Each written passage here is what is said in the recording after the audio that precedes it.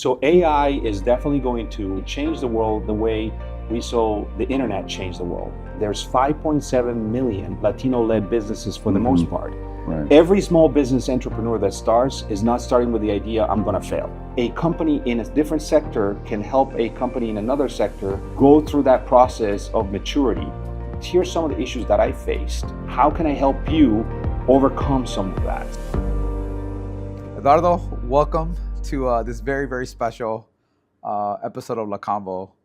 Great to be here. Yeah, man. Yeah. And thanks for working it out, because I know we were on our way here for this great event that you guys are hosting. Pleasure. The 500 Index, which we'll talk about a little bit. But this kind of all came to be at the very, very last minute. But I'm excited to meet with you and to chat a little bit.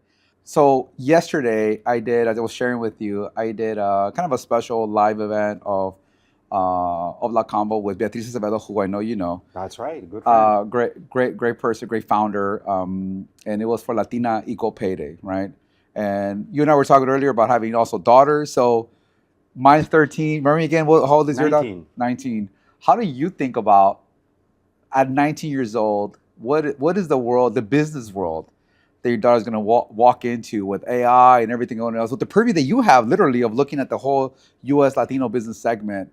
What do you see that maybe the rest of us maybe don't see about what are the opportunities, what are the challenges, the areas that you're telling your kids, they should be focusing on? Well, we'll start with my daughter, proud dad of 3 kids. She's my youngest, and she is incredibly smart, number one, and she's also a soccer player. Oh, nice. So we've had a chance to actually enjoy soccer, both for men's soccer and women's soccer. Yeah. We've been to World Cups together, a trip with dad, just one-on-one. That's awesome, yeah. And we went to a men's World Cup and a women's World Cup. Which one did you go to? And so she got to see firsthand in Russia in 2018. And then we went to 2 women's World Cup, the one in France, where U.S. won, and the one in New Zealand and Australia, where the U.S. unfortunately did not make it into the final stages. But the part that was actually interesting as a family and with me as a dad with her is she got to enjoy the sport on both sides, but got to see the difference in prices. Yeah, so sure, like the economics of it, yeah. The economics of it, right? What a ticket to a World Cup for the men's cost versus a women's. And so part of it is we got to fix it by going to these World Cups, right? As parents. And I have a daughter; she loves soccer. Yeah. Let me take her to the same way that I would take her to a men's World Cup, or my sons to a men's World Cup. I take her to a women's World Cup, and she was in heaven, right? Yeah, she's like, "Oh, this is perfect, right? This is great. I'm seeing my country win."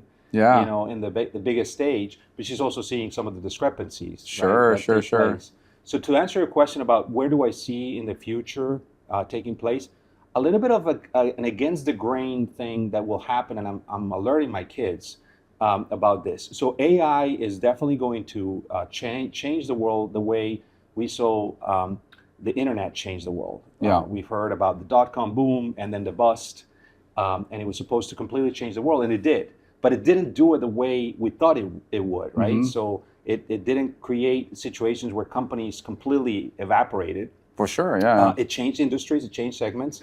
One of the segments that I see that is going to continue to take more precedent is anything that's in person, face-to-face, that is manual.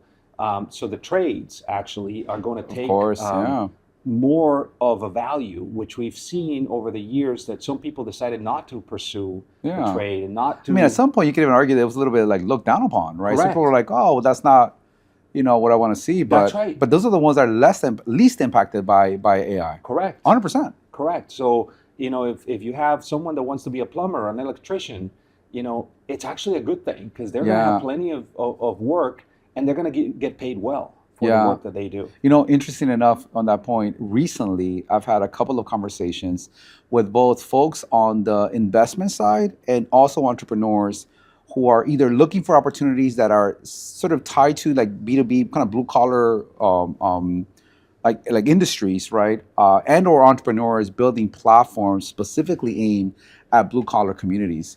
So I think that's a really interesting kind of shift that you're starting to see in real time. Private equity has looked into this, very fragmented. Yeah. You can start aggregating and creating value as a result of that. Yeah. That's really interesting. I mean, for sure. And I think that is an area that will continue to grow, because you're right, as it relates to things that are much more manual experiences, they're just hard to replicate, right? So even with great technology, you got to imagine those are going to have more and more of a premium. I joke that at some point, like right now, you get something that says organic, um, like in your, your food or whatever, right? Like they'll get to a point where everything that doesn't have AI will have like a premium kind of place. So all of a sudden it becomes like that's like That the extra nod, boost. yeah, like that it wasn't completely like overtaken by technology. So I could see that. But I'm a Well, very big believer in AI. I don't yeah, want people that listen to this to think that I'm sure. not somebody that's going to embrace it. I am embracing it as we speak. Yeah. So, Eduardo, you had the U.S. Latino segment um, for business here. Like, what is that? Like, what does that mean? Yeah, I mean, you've At interviewed BMO, by the way, right? you've interviewed great people for this conversations, and I don't need to kind of reiterate what you all have heard about our country, our economy, and how big it is, and within that economy, how many people we have, Mm-hmm. and specifically from the Latino segment side, it's huge, right? And it's going to Yeah. continue to grow. When it comes to companies, the basic aspect of it is there's 5.7 million Latino-owned, Latino-led businesses for the Mm-hmm. most part that they all want to get to grow and they all Right. want to contribute to this economy. Right. Every small business entrepreneur that starts is not starting with the idea, I'm going to fail.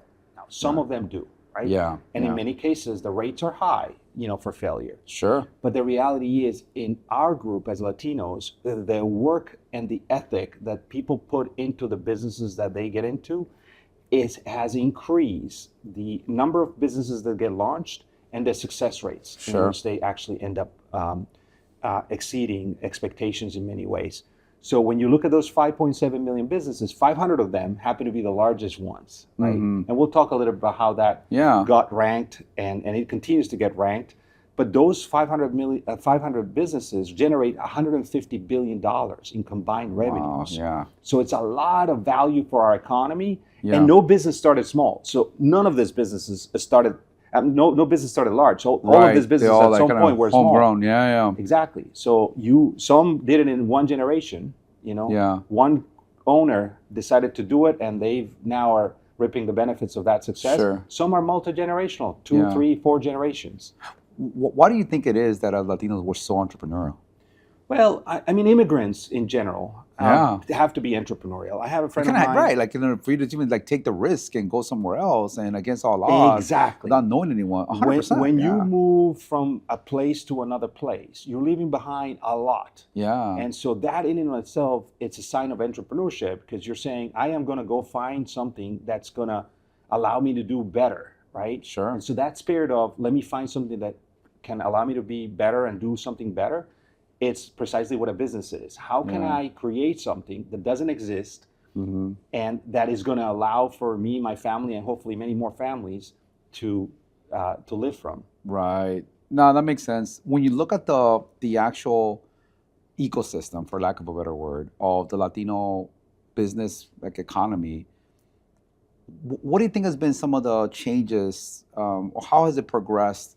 Like maybe in the last 5 years, like we went to, we were talking about this earlier. We went through this period, especially like during COVID and post-COVID, where there seemed to be a lot of emphasis almost across the board, whether it was policy, whether it's new capital coming in, new venture funds that were created that had much more of a direct charter to really support this community, right?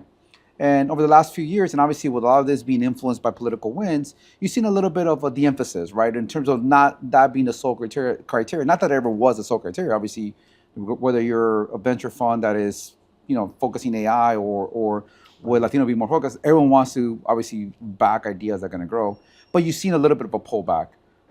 How would you characterize what that evolution has been, where we are now, where we've been, and what are some of the challenges you still see there within these ecosystems? I'm a little bit more of a glass half full person. Yeah. So I always try to look at the positives because you always can look at the negatives and there's always Sure. going to be areas of improvement. And the reality is we have seen enormous positive growth.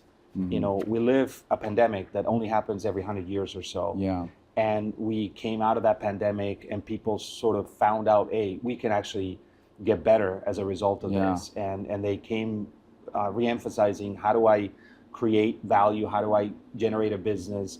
And then we found out as a society the importance of the healthcare business as an example. Sure. and people willing to risk their own lives to, sacrifice, that to show up for work, not knowing if you're going to ultimately end up getting a disease and not even being able to come back home. Yeah. And so that changed the dynamics. But what it didn't change, and I think the economy goes through cycles. We're going to have recessions, and we're going to have expansions. We've been through a very nice expansion after that COVID recession, and hopefully that expansion will continue. At some point, we'll have a recession. Yeah. I don't know exactly when. Nobody has the crystal ball to say it will be happening in 6 months or 12 months or 18 months. But at some point, it will happen, and we go through that, and then we'll go again into an expansion. So what I'm seeing companies getting capital to fund the right ideas. Now, we tend to, as human beings, behave like herds. So everything related to AI right now is getting everybody's attention, right? On TV, on media, everywhere. Yeah, 4 years ago it was fintech. Correct. Fintech got all the money. Correct. And now it's AI gets all the money, right? That's right. And so I think there's still going to be folks that go against the grain and say, no, I'm not interested in necessarily doing that. I'm interested in doing something that's still going to have sustainability in the future, right? And they'll find access to that capital and find success in that, right? So what role do you guys play in that? We play a very important role. Banking has been here for centuries. There's a reason for that. And BMO actually has been a bank for more than 200 years. And so we provide access to capital to businesses of all sizes. We provide advice. And it's very important to add that aspect of it, because I can give you capital, but if I don't give you advice, you may not end up utilizing the capital in the best possible way. Sure. If every single company for the most part is trying to find a way of how to grow. If you're a $1 million company or less, you're trying to get to $10 million. If you're 10 million, you're trying to get to 100 million. If you're 100 million, you're trying to get to $1 billion. Sure. If you're $1 billion, you're trying to get larger and larger. Yeah. So getting that advice of what it takes to grow from those stages is critical, right? Because the owner of that company that may have started it may not be the same person that leads that company into that next stage. For sure. He or she may, but he or she may not. Maybe it's I think multi-generational. especially for Latinos that we are, many times so family driven that a lot of times our business is also our family. Our family members are part of it. So you have to sort of deal with those sort of nuanced dynamics that are included in that, right? In this list, we have a lot of families that what they have found is a way on how to continue to involve the next generation in a way that's accretive and generates more value, right? And so that's part of it. If you have a multi-generational business, how do you professionalize it? How do you make sure that you still have that legacy? And that's a very important topic. Well, tell me what was the vision, maybe the need or the approach for creating this 500 index? What is it meant to do, address? What is it that you're trying to create with it? Yeah, I mean, first and foremost, when you're trying to grow in a segment, and let's, before we go into the Latino segment as an example, let's just think of a regular segment in the economy. If you want to grow in the construction and engineering segment, if you want to grow in the food, agribusiness, and consumer segment, what would you like to do? You like to go and find out who are the players in that segment that you want to be partnering with and that you perhaps know or don't know, etc. So when you look at the Latino segment and its companies, right, it's a B2B situation for a bank in this case. The first thing is, where are they? Who are they? Who owns them? Who leads them? What do they need? What's the trajectory? So one of the first things we did is there's not such a list that exists today that ranks those companies. We have the Fortune 500 list that's been incredibly useful for more than 50 years. And you can go look at it for US, for global, for all sorts of ways and reasons. And companies are quite proud to be on that list. But we didn't have such a thing for specifically for the Latino segment. So that's what we went out and created with an incredible publisher that got that idea, that understood it, and that's been partnering with us from day one. Besides publishing the list, and we're having this event, like the reason we're here in San Francisco right now is having a meeting, we're having a session specific around that. What is the broader way that you're planning to maybe activate that group or speak with them, engage with them? Is there a content play? How are you thinking about that? Yeah, it's a yeoman's work in the sense that the first thing is to make sure people know about this. And the companies themselves they get ranked, and sometimes it's like, okay, I'm getting ranked. What's the value for me, right? Mm-hmm. And do I really want to be part of this or not part of this? Right. And what value do I get? Every single one of those companies already is banked by someone. It could be us, it could be somebody else. Right. And the first thing is, whether you bank with us or not, we prefer you do, but if Sure. you don't, Yeah. we're still gonna celebrate you. You have Yeah. had so much success, Mm-hmm. right, for sometimes decades, if not longer, that you should be celebrated for the success that you have had. You're creating employment for thousands of people in some cases, hundreds of thousands in some other cases. You're generating value with the suppliers that you're using, and the entire value chain Right. that you've created. So we get to show those companies that we mean what we say, which Mm-hmm. is come, whether you end up doing business with us or not, doesn't matter. We want you to grow, and Right. we want you to be celebrated. If we can add value to you in that journey, and it's a win-win situation, great. Yeah. But that only time will tell that, right? And there's a lot of trust that needs to be generated for somebody to switch a relationship and to start receiving advice from somebody, because you don't receive advice if you don't trust that advice. Right. And for you, because what you oversee is, I think it's just in business that are 10 million and up, right? Correct. So how do you bridge the gap between those startups that maybe just earlier in their career, in their life or life cycle, smaller in size, smaller in scale, with these efforts to the top of the top, top of the food chain organizations that are out there? It's a great And question. then bridge, between the two. Absolutely. No, so first things first, right? So we as a bank, we cover the entire spectrum, right? Yeah. So we have a program that's zero barriers that basically starts to get companies that are $0 all the way up to $10 million. And we have different stages for those companies. Yeah. So that's helpful to have, that, because they're going to get to graduate at some point and become what we call a commercial banking relationship. And that's when we can help in the capacity that I serve. But I work with other partners and other colleagues across the bank to help bring this to life in every aspect of it. What do I mean by that? Is not just the commercial banking or the business banking or the small business aspects of, giving access to capital, giving services and solutions to the needs that they have. For the owner, for the leadership team, for the employees, do they have the products and services that they need, and the access that they need, and the information that they need to do better, right? You were asking me before, and I wanted to make sure that this is also captured. This club we're creating, because it's really a club, it's meant to help each other, right? So companies compete, and that's perfectly fine, and that's what we want. But a company in a different sector can help a company in another sector, go through that process of maturity that says, I'm a $500 million company, you're a $10 million company. Here's some of the issues that I faced. Right. And how can I help you overcome some of that? So these CEOs, these owners, they help each other, and as they should. Yeah. Right? And the more that they see the value of this, the more they're going to be able to help each other. Yeah, and then the next generation, to your point, of companies that are being right now run or launched, at some point they will get on that list, because the ambition of every company is to, how do I get bigger? Yeah. Right? And so they have now a club to belong to as they grow and get into that and get some additional help. You know what's interesting about that is I feel like some of those dynamics that are super important, as you just mentioned, that network, that connectivity, that ability to build off each other, is so important at all levels. Like, it's not just your biggest players, right, that are, doing the boardroom deals, but it could be the person that's launching some a food truck, that also that network becomes really, really important.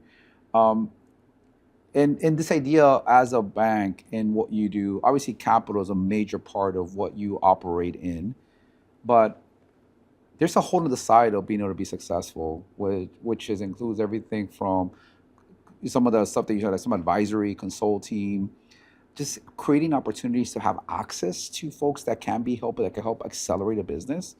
How do you guys think about playing roles in those other areas? I mean, I would even argue that one of the, I don't know if it's not a hot trend, but a trend that you start seeing is much more from venture funds to venture studios, right? The idea that the studio aspect is like, we know they need more than just money. How do you guys approach that question, that we know they need more? It's a great question. So one of the things that we do that is special as a bank is we have one of our groups, an advisory group, and we help companies before they start getting to the point that they're so large that they will require capital markets, investment banking, and the like, if they want to consider buying somebody or selling and doing those kinds of things. So we help them model what do you want to do, and we don't charge them for that. Oh, okay. So we are in a position to utilize those resources to say, what do you have in mind? What are you trying to accomplish? How can we help you with that? So I'll give you two examples.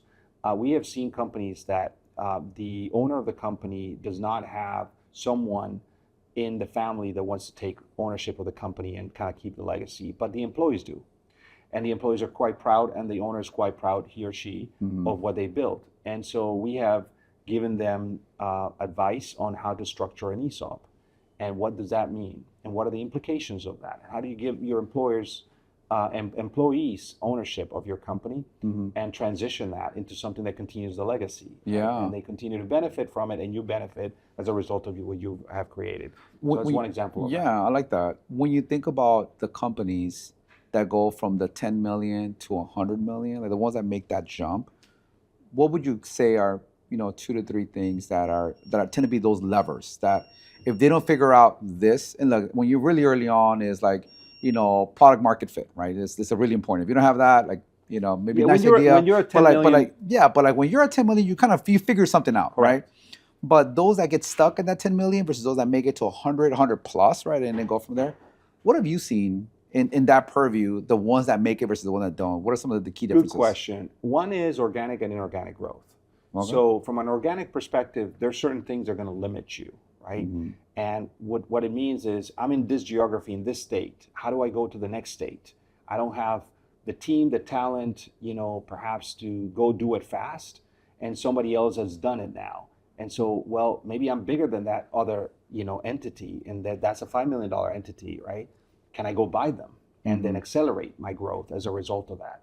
So that inorganic ability to bring others in, can get you over time to become that $100 million and be able to company. ingest it, right? Because one thing to go and acquire it, another thing is to actually be able to ingest that company into your operations where it delivers on the value that you actually thought it would deliver. 100%.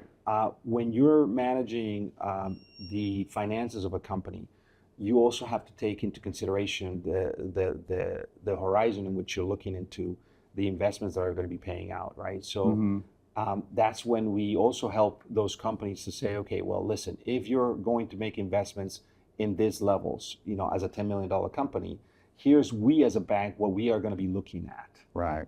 So that you don't set yourself, for instances where there could be failure, Sure, right? So that the strength is going to generate more strength. Yeah. And so that's part of it too, helping them navigate what do we expect as a bank for you to behave when it comes to borrowing money, when it comes to managing that credit, et cetera, et cetera. So yeah, the expectations, basically helping them not to get over their skis, basically, right? Yeah, Which is an exactly. important part as you start scaling. Very much understanding so. that, yeah. Very much so. And then the other thing which naturally comes with it is these entrepreneurs, the people that have created the company and grown the company, they have done it in a way that is natural to them, right? And so you know what you know, but you don't know what you don't know. So how do you get them new perspectives of people that are thinking differently that perhaps can accelerate their thinking, right? And technology can help with that. Experiences can help with that. That could be a tough conversation sometime with folks, getting right? them exposed to people that are like, well, I didn't think about it that way. Well, that goes back to the network thing you were talking about earlier, right? When you build those kind of communities, it just by osmosis, you kind of start to see different aspects of ways to operate.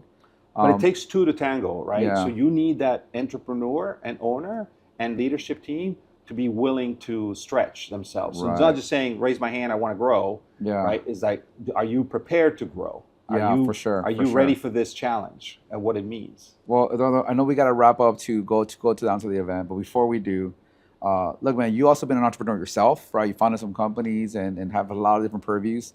Maybe for those that see this, and we have a lot of entrepreneurs that look at this content, what are maybe like 1 or 2 hard lessons that you learned that if you were talking to you as an entrepreneur back in the day, the thing that you would want to share? Yeah, well, I start with one thing, and is surround yourself with people that are going to tell you the tough things, and you can share very openly and be vulnerable to share the things you're struggling the most. I've been privileged to have those kinds of groups. I've been a member of YPO. I've been a member of other organizations, some Latino organizations. I'm a member of Angeles Investors. And the ability to have people you trust completely to say, here is what I'm struggling with. I had a startup, and starting a company is one of the hardest things, right? You may get the capital to invest. You may have the plan to invest. The timing could, be right. But there's so many different variables you're trying to manage at the same time that having the ability to bounce that off and say, hey, I'm seeing failure on this. I'm not sure about this. I'm struggling, with imposter syndrome. I'm struggling with all of these other things. These are real, These are 100%. real It's a things. very lonely job to be an entrepreneur. And so you got to have people you trust that are going to look you in the eye and say what you need to hear, which is, okay, don't worry, it's going to be okay, and here's why. Or guess what? Yes, that's a very valid point, and let me help you with this advice or this connection or this other angle. And that's key for entrepreneurs. The second thing is, don't be afraid of investing with advisors. And advisors means, people that are going to look at what you're trying to do and help you, right? So your venture capital firm that's leading your round, your angel investing group that's supporting you, your bank that eventually gets to partner with you, your lawyers that are helping with your company, right? Your accounting firm that's helping you, with the finances. You got to look at all the aspects of running a business and having partners that are going to grow with you too. They're going to allow you to grow. I think that's great advice. I really, really like that. I think especially the first one. As also have been an entrepreneur multiple times. It's hard. It's hard when you're trying to build something from scratch. And I always joke that you have to be part strategic, part naive to just believe that the possibility is actually there to make this thing succeed, right? And it's tough. It's a tough experience. I love what you just said there, because sometimes you're going to get advice, and there's advice that you take and advice that you decide not to take. Yeah. And sometimes success means I've heard you all, and I'm going to prove you wrong. I'm going to do it anyway. I'm going to prove you wrong. A bit of that, right? I'm going to prove you wrong. Well, Eduardo, we got to wrap up. If you want to learn more about the 500 index, where should they go? Yes, Latino-leaders.com, and that's where the list is. They can also go to our BMO online page and the BMO Commercial Bank, where we have all sorts of information around the program and how we partner with these companies. But it's a privilege to discuss thanks for joining us with you, Jesus. Thank you so much. Thank you so much.